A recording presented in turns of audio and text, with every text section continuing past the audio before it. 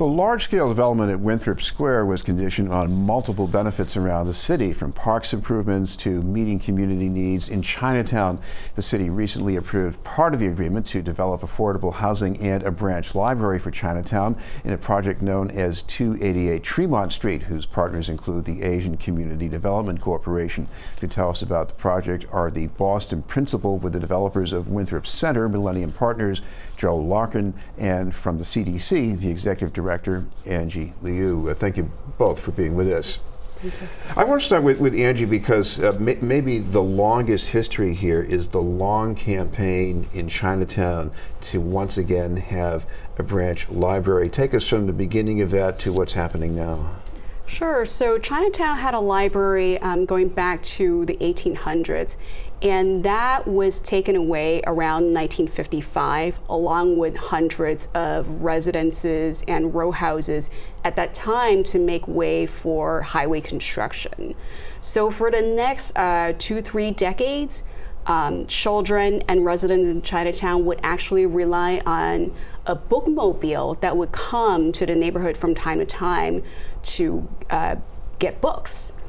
In the early 2000s, residents and activists in the neighborhood began to advocate for a permanent branch of the library. We are one of the very few, if not the only neighborhood that does not have our own branch library.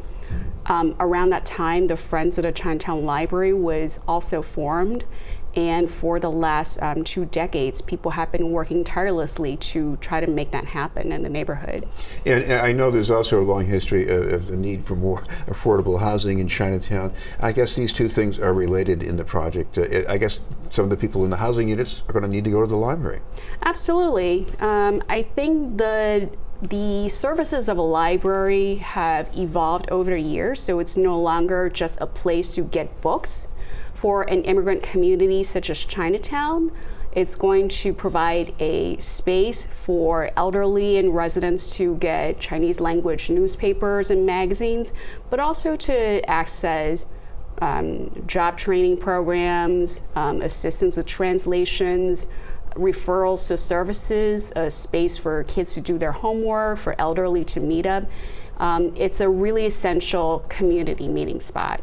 Sure, the oversimplified way of putting it is that Millennium's providing a form of linkage for this, but unpack that. What's involved in this? Yeah. How did you start and what did it lead to?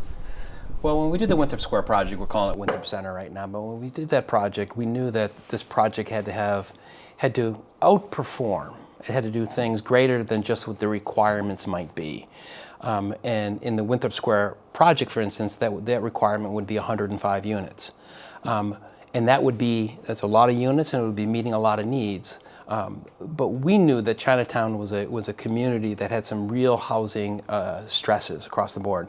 And we teamed up with Asian CDC even before this project showed up and said, look, as part of our Winthrop Square project, we want to do something in Chinatown, and let's try to figure out how we can do something greater than what's required. And in this case, using the expertise of Asian CDC, quite frankly, and a bit of our own capabilities, we're together going to be able to create 168 units rather than 105 units. And the affordability for this project will be something like, rather than a 90% of the area mean income, here the average is going to be something closer to 55%. Well, at Winthrop Center, you're really planning for other markets, other purposes.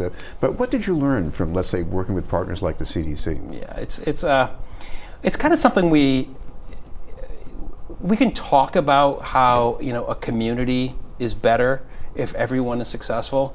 Where I come from in the western part of the state, we think of where there's a lot of farmers. We think of if you a good field is a field where it's well fertilized and stuff like this. I think here what we're basically finding is that we can't have a successful building, okay? We can't have a successful investment without a successful city. And a big part of a successful city is affordable housing and being able to provide places for people. And working with Asian CDC, we were able to define that in a way, at a very deep level. And we're, in many regards, novices in this. And we take the lead of Angie and her team to tell us how we can best serve the needs of our city. This is Being in the News Area. We're talking with Angie Liou from the Asian Community Development Corporation and Joe Larkin from Millennium Partners. Angie, for people on the outside, there's a tendency to describe or even see Chinatown as its own silo, and we judge it by the surface. But for people who live there or who go there fairly frequently, what is the feel of community that you're trying to either enhance or improve through this project? Sure. I mean, compared to years and years ago where there were really primarily only Chinese immigrants living in that community, it was a lot more tight-knit. We know from talking with former residents, who some of them still serve on our board today, they talk about mothers and fathers watching one another's children sitting on the stoops and playing in the streets. And so there was a real sense of, it wasn't just about your immediate blood family, but the whole community was, in a sense, your whole extended family. And in today's demographic changes in Chinatown, we have had a lot more market rate buildings come into the neighborhood, so a lot more residents who are maybe non-immigrants who have better paid professional jobs. And so we're trying to figure out how to bring these new residents into the fabric of the existing community life in Chinatown. Well, of course, this is not just about providing affordable housing. People need to go outside, maybe with the grandchildren, and feel at home. Is that worked into this project as well? Absolutely. I think the library is certainly a key part of it in terms of creating a third space, a community gathering space, as well as we have a central courtyard that's critical to this project. So when the days are nicer, people can enjoy, just a cup of coffee outside, but it's also an ideal space for community groups to hold programming outside. Enjoy. We describe this as a touchy-feely kind of virtue, but when you're designing Winthrop Center, don't you want some of that sort of overlapping with other communities around it too? Absolutely. It's all people want community. People are starving for community, quite frankly. Chinatown is an example of a place that sort of does it really well.